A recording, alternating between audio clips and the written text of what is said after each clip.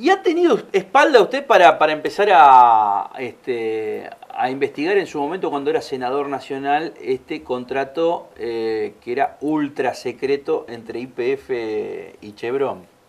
Y después, ante la negativa del gobierno kirchnerista y quizás el mismo comportamiento del gobierno de Macri, ha hecho, por lo menos ha conseguido que la justicia le dé la razón y que quieran abrir ese contrato ante la información pública.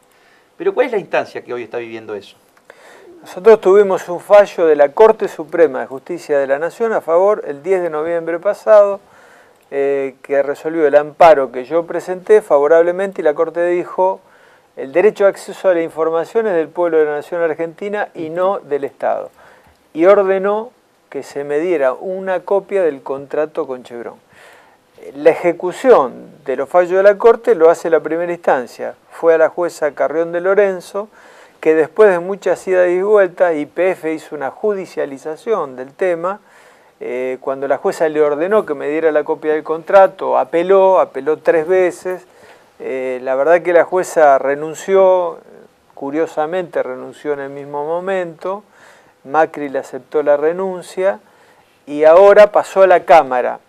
La novedad, que es importante, no lo dije en muchos medios, siempre usted se adelanta. Pero lo que pasa es que tiene un trabajo legislativo con mucha perspicacia, se adelanta. Es que si cualquier persona, cualquier persona interesada en los temas que son importantísimos para la sociedad, se fijara en el pedigrí, como se dice, de la actividad legislativa de Giustiniani, o sea, encuentra realmente, yo como periodista digo, encuentro muchísima riqueza, digamos, de contenido en la actividad legislativa. Es importante porque hay muchos que se especializan con un tema, otros que abordan la temática, digamos, en los medios de comunicación a través únicamente de sus acciones políticas, o sea, de partidos políticos, pero el caso de Giustiniani es de mucha exposición pública por temas que son importantes para toda la sociedad.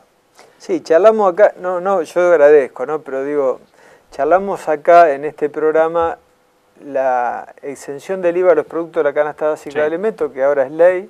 Charlamos en este programa la extinción de dominio para los bienes del narcotráfico y acaba de aprobarse en la Cámara de Diputados, que le dimos media sanción en el Senado.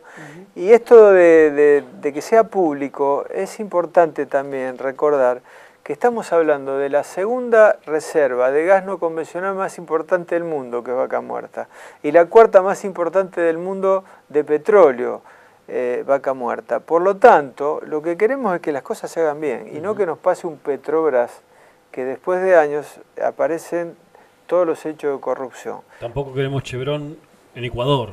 Claro, Chevron de Ecuador, muy atinada la observación porque significó la contaminación. Un desastre ecológico de los más importantes del mundo en la historia. Exactamente, que estuvo, la Corte de Ecuador falló en un juicio millonario que todavía Chevron no pagó. Y nosotros les dimos por 35 años en concesión directa a Chevron la explotación de este yacimiento, y no hay ningún tipo de informe ambiental, no sabemos qué dice el contrato. La novedad, que no lo he dicho casi en ningún lugar, es que por primera vez la jueza Clara Dopico, que integra esta Cámara, en esta audiencia que tuvo el jueves pasado con YPF en los tribunales en la Ciudad de Buenos Aires, trajo el contrato, rompió el sobre, lo abrió y le dijo a YPF, dice, pero acá no está el contrato. Ustedes lo que han entregado es una copia tachada, casi en su 80%. Pasaba las páginas y se veían las tachaduras. Entonces lo conminó a YPF a que entregue un contrato limpio, como corresponde, y que el 14 de julio va a dictaminar si definitivamente el 9 días. Exacto, el fallo de la Corte, dándome una copia, que yo he tomado el compromiso con la ciudadanía, porque no es un problema Rubén Giustiniani, de ese contrato hacerlo público. Está claro que lo que alegó YPF en el juicio y perdió, de que hay secretos geológicos, eso no lo cree nadie. Acá hay una cuestión. de que los que firman el contrato son dos empresas pantallas, que una radicada en el estado de Delaware en los Estados Unidos, que es YPF, Shale Oil Investment One, o sea, una subsidiaria de YPF, con una subsidiaria de Chevron, que es Chevron Overman, que está radicada en las Islas Bahamas. ¿Por qué se hace esto? Esto se hace porque si pasa como Ecuador, que el día de mañana hay pasivos ambientales en Neuquén, en toda la operatoria no aparece Chevron. En toda la operatoria... Se crearon dos figuras. Exactamente. Para este la tipo de responsabilidad va a quedar a YPF y vamos a pagar los argentinos los pasivos ambientales. Yo quiero ver las llamadas inversiones y retornos, de qué manera se producen, porque también sabemos que los paraísos fiscales, ¿para qué se hacen? Para evadir impuestos. Quiero ver si se están pagando los impuestos como corresponden al fisco argentino. Ahora, uno entiende que dentro del sentido común, y esto me parece que es para la mayoría de las cuestiones que se analizan desde este punto de vista, si no tuviera nada que esconder en este contrato YPF, no lo entregaría tachado. Claro. Digamos, cualquier Ahora, ¿cómo se entiende, Rubén, el comportamiento de este gobierno de Macri? Porque todavía, o sea, lo que primero debería hacer el gobierno de Macri es, para marcar una diferencia con el kirchnerismo, el kirchnerismo sepultó la información pública sobre ese contrato. Bueno, yo voy a hacer algo diferente. Yo le voy a dar a conocer a todos los ciudadanos argentinos qué es lo que se firmó con Chevron. Pero tiene el mismo remedio para esa enfermedad, digamos. Sí, yo creo que hay una creencia equivocada de que Vaca Muerta en este momento resuelve la crisis energética argentina, y eso no es así. ¿Por qué no es así? Porque hoy el barril de petróleo ha caído mucho, está en $40.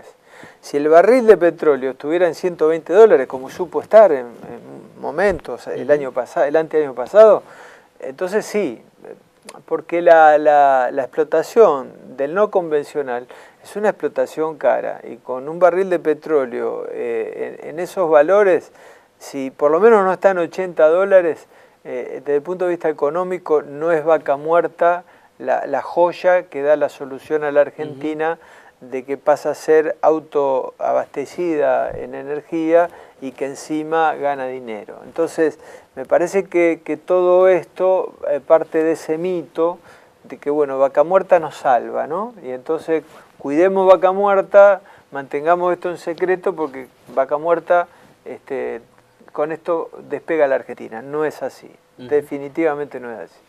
¿Qué pasa con la justicia y las tarifas?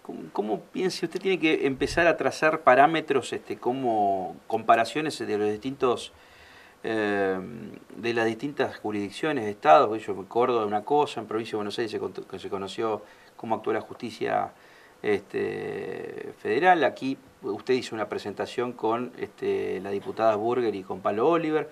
Digo, si usted, según su experiencia también como legislador nacional, ¿qué le debería decir a la sociedad santafesina? ¿Cómo es el comportamiento de la justicia hoy y las tarifas? El gobierno nacional con el tema del gas metió un tarifazo salvaje. Quiso del día a la noche actualizar el costo del gas que no se había hecho en 10 años. Y eso no se puede hacer. Lo hizo sin audiencia pública previa. Artículo 42 de la Constitución Nacional claramente habla de derecho económico de los usuarios, derecho de la familia a la salud, derecho de los usuarios a la información. Por lo tanto, hay jurisprudencia que previo a un tarifazo debe hacerse una audiencia pública. Aunque sea la cumple, no la cumple, en la audiencia se discute, no, hay que hacer audiencia pública. No se hizo audiencia pública. ¿Qué pasó? Ushuaia, Tierra del Fuego, en Río Gallego, Santa Cruz, en Bariloche, Río Negro, en Rawson, Chubut, el gobernador Dasneve ordenó al fiscal de Estado, primera instancia, amparo, frenaron el tarifazo. 3 lugares en la provincia de Buenos Aires, recién hablábamos, nos enteramos de un cuarto por el tema de la electricidad, Godoy Cruz en Mendoza, Catamarca, Salta y ayer Córdoba. evidentemente que hay una cuestión objetiva muy concreta, no cumplimiento de la Constitución con la no realización de audiencias, y segundo, irracionalidad del aumento. Esto es muy importante porque si yo vendo este vaso en el mercado, yo puedo decir este vaso vale 1.000 pesos, usted lo quiere, lo compra o no, tiene la plata, le gustó, pero cuando se tiene la posibilidad de comprar otro vaso en otro lado. En otro lado. Tiene opciones en el mercado de distintas opciones. Cuando es un servicio público, el agua, el gas, la luz, no tiene opción. Usted llega a su casa, prende la luz, abre la canilla, no puede buscar el servicio a otro lado. Con lo cual el servicio público es monopólico, primero. Segundo, se tiene que prestar con tarifas justas y razonables. ¿Esto qué quiere decir? Que si yo le saco con la tarifa más de lo que corresponde, de lo que significa el costo más la inversión que tengo que hacer, le estoy metiendo la mano en el bolsillo a usted. Entonces por eso se habla de la razonabilidad de lo que debe ser el costo de la tarifa. Y plantear un 400%, llegaron a plantear 2.000. Si usted recuerda, Rodrigo, cuando Dasneve le ordena a su fiscal de Estado y logra el fallo de la justicia, en el sur del país había tarifazo de 2.000%. Por eso Aranguren se sienta con los gobernadores del sur y ahí definen el techo de los 400%. Pero sigue siendo una monstruosidad. Sí. Y por lo tanto, nosotros presentamos acá en Santa Fe, jugador número 2 de Francisco Miño, no nos considera legitimado y por eso vamos a acudir hoy mismo. Esto es importantísimo. Lo venimos diciendo en este programa y en todos los espacios que tiene la productora, de cómo un dirigente político como Giustiniani, tómelo de cualquier bandera política, por lo menos se expone, la política se expone, qué sé yo, los funcionarios que son parte de un ejecutivo se exponen, los legisladores se exponen, los concejales se exponen, los presidentes comunales se exponen, toda la política se expone. Los jueces llegan a ser tan decisivos en tu vida cotidiana y con un anonimato increíble e incomparable. O sea, porque muy pocas veces en la ciudad de Santa Fe se ha conocido quién es Francisco Miño. Y esa persona decide por el colectivo, por la sociedad completa en cuanto a las tarifas. ¿Qué es lo que dijo el juez federal número 2? Con sede aquí en la ciudad de Santa Fe, no hay que ir muy lejos. La ciudad de Santa Fe tiene 10 o 15 kilómetros de largo por otros 10 de ancho. Pero el circuito judicial es mucho más chiquito. El circuito judicial está en el sur de la ciudad. La justicia ordinaria, la justicia federal. Digo, ahí es donde se cocina la decisión sobre todos nosotros. Y no le conocemos la cara a Francisco Miño. ¿Qué es lo que dijo el juez federal?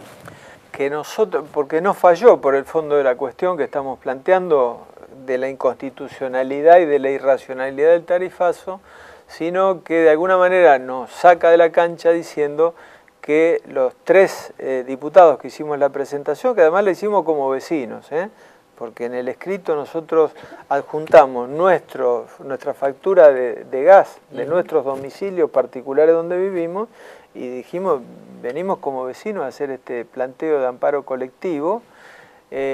Nos dijo que no podíamos representar a los 620.000 santafesinos que son los usuarios del Litoral Gas porque puede haber cantidades de santafesinos que estén de acuerdo con el tarifazo. Es genial. Es el argumento menos sólido de la historia, me parece, de la justicia local. O sea, me parece que, es más, no tiene mucho conocimiento de la ciudad de Santa Fe, de lo que, por lo menos la ciudad de Santa Fe, de lo que sucedió con este. Veo la manifestación de santafesinos pidiendo tarifazo. Vos imaginate que un juez está diciendo de que puede haber santafesinos que estén de acuerdo con esto y esto me da la posibilidad de legitimar esta decisión que estoy tomando. Es increíble esto. La verdad que consideramos que es muy equivocada, por eso vamos a la Cámara. El día de hoy estamos apelando para que poder revertir esta medida y ir al fondo de la cuestión. A mí me parece que con todo lo que decíamos antes de lo que está pasando en el país, va a terminar todo en la Corte Suprema de Justicia de la Nación, porque el mismo gobierno nacional ya muy preocupado. Por ejemplo, ya tiene toda la provincia de Córdoba, que tiene más o menos la misma cantidad de usuarios que la provincia de Santa Fe, que le suspendió por 3 meses de tarifazo y que le prohibió a la empresa Ecogas cortarle el servicio a quienes no hubieran pagado, y por lo tanto le tiene que buscar una salida a esto, y planteó un per saltum, el gobierno nacional, para que la Corte Suprema tome todos los casos y resuelva el fondo de la cuestión. Así que la Corte tiene jurisprudencia a favor de los usuarios en muchos temas. Tenemos alguna expectativa que plantee, primero, la necesidad de la audiencia pública y segundo, un cuadro tarifario que se readecúe a los parámetros, como dice hoy la resolución que acabamos de tomar conocimiento de la provincia de Buenos Aires por el tema de la electricidad, que se readecúe a los parámetros de la economía. Es decir, si tenemos un 40% de inflación no podemos plantear un tarifazo del 400%. Si tenemos negociaciones paritarias que están en el 30, 32, 35% de los salarios de los trabajadores, no podemos plantear 400% de tarifazo. Esa readecuación, creo que a una realidad de los parámetros de la economía, es lo que se está planteando. Diputado, muchas gracias por estar gracias. como siempre. Gracias. Muy amable. Le voy a preguntar un minuto. Pues, lo hablábamos fuera en el corte, digamos, y me parece interesante. ¿Qué puede pasar en este segundo semestre con la política del Frente Progresista? Y el radicalismo, sobre todo. ¿Qué piensa usted, digamos? Porque siempre se lo preguntan en la corriente de pensamiento de Bonfatti, al gobernador Lifchi, a Galassi, o sea, lo que se conoce como la cúpula de una corriente de opinión. Pero la que lidera usted, o sea, ¿qué opinan de Corral, si es diputado nacional o no, si un sector importante del radicalismo se puede ir a Cambiemos el año que viene? O sea, ¿tiende a haber una decisión en este segundo semestre importante también para el Frente Progresista?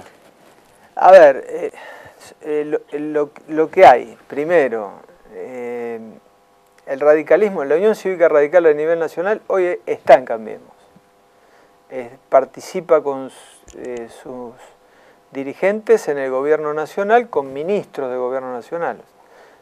Integra los bloques legislativos nacionales, bloque de diputados y bloque de senadores. O sea, eso es Cambiemos. Eso es el radicalismo con el PRO y con la coalición cívica. A nivel provincial, el radicalismo integra el Frente Progresista y tiene sus ministros en el gobierno del Frente Progresista y tiene sus legisladores que participamos con interbloques, con bloques en el interbloque del Frente Progresista. A mí me parece que esa clara contradicción porque el Partido Socialista es oposición a nivel nacional. El año que viene va a tener dos expresiones. Si las elecciones son adelantadas, como parece en la provincia de Santa Fe, que el Frente Progresista continúe y presente sus listas y el radicalismo esté dentro del Frente Progresista. Y cuando sean en octubre las nacionales, el radicalismo va a participar en Cambiemos y no va a haber Frente Progresista con boleta Frente Progresista en la elección nacional. Ahora, hay cuestiones que son realmente incompatibles e incomprensibles desde el punto de vista de la dialéctica de los funcionarios, qué sé yo. Viene Elisa Carrió, que usted la ha conocido muy bien, y le dice: estoy cansado de los socialistas, me traicionaron. Yo no sé si habla por usted, pero digo, usted es socialista, digo, o sea, que me parece que viene no solo con eso, sino que postuló a Las Pinas. Claro, lo postuló a Las Pinas, que era el que se estaba aprobando el saco de ministro de Economía del CEL el año pasado, ¿se acuerdan, no? O sea, que hoy es diputado nacional, tiene esos amores, digamos, Lita Carrió, que hoy se enamora de uno, digo, pero la cuestión es, ¿qué genera ese objetivo que tiene Lita Carrió de destruir hoy? Porque es claro, digamos, de destrucción del Frente Progresista. Lilita pasa cada tanto por Santa Fe y larga una bomba a racimo, sigue su viaje y logra que estemos toda la semana hablando de ella. ¿Hoy qué día es? Estamos... Hoy es Hoy es 5 de julio. No, pero digo, fue martes... Fue el sábado, Fue el sábado, así Sí. que estaremos hasta el sábado. Hasta el sábado siguiente. No, yo creo que la cuestión objetiva es la que antes yo decía. Me parece que después cada dirigente le da un voltaje un poco más para un lado, un poco más para el otro. La contradicción es evidente, es objetiva, y es lo que planteábamos siempre, antes. aparte, digo esto porque siempre lo salva Giustiniani, porque dice, salvo Giustiniani, esas aclaraciones que hace Lilita, yo no sé si es un abrazo de oso o qué, digamos, pero... No. Salvo Giustiniani, digamos, me acuerdo el año ¿sí? pasado, pero a mí me en una toca, de declaración- vez en cuando me toca. En una declaración en TN, me acuerdo de una Sí, entrevista, dijo, no, salvo Giustiniani, no sé qué cosa, No, dijo, pero bueno. no fue siempre, depende del viaje, como esté. Pero, pero digo, más allá de Carrió y sus declaraciones, la contradicción es objetiva y evidentemente en el 2019 se va a resolver. Yo no sé si en el 2017 una de las hipótesis es la que yo doy o no, o puede no serla y se desenlace de otra manera. Pero una es esa. En el 2019, todavía falta un Sí, bueno. Falta rato largo. para la República Argentina hablar El tema del es, 2019. el que puede patear Como el un 2 minutos tablero, en la NBA más o menos. Sí. el que puede patear el tablero es Corral. Pues si va como diputado nacional, yo creo que si elige ser diputado nacional, ahí o te arman una tercera elección como intendente acá, porque repercute directamente en la ciudad de Santa Fe. Eso, tienen que llamar a elecciones en la ciudad de Santa Fe. Digo, ahí esa decisión debe ser, me parece, la crucial. Más allá de que el otro día que estuvo aquí el presidente de la UCR, flamante presidente de la UCR, Galdeano, que ya lo lanzó a Corral como candidato a diputado nacional. Digo, eso va a ser, me parece, la clave de esta decisión, que algunos dicen Corral no se va a decidir hasta enero, febrero del año que viene, o en el minuto final donde se estén inscribiendo las listas. Digo, es una cuestión que va a ser clave para el Frente Progresista. Así es. Pero bueno, nosotros vendremos con nuestra corriente Igualdad y Participación y le diremos cuáles son nuestros candidatos para el año que viene. Hay que ser claro, digamos. Giustiniani ha ido con... ¿Vieron cuando dicen? Con dos escarbadientes. Ha ido, digamos, con un escarbadiente tipo góndola veneciana, digamos, remando en un mar de dulce de leche, digamos. Así que en varias cosas, la verdad que... Tengo los escarbadientes ahí guardaditos. Todavía. ¿Se lo guarda Liberati o lo digo por ahí? Liberati también tiene escarbadientes propios. Tiene propio, claro. Sí. Gracias, Giustiniani, No, como un siempre. gusto, Muy amable.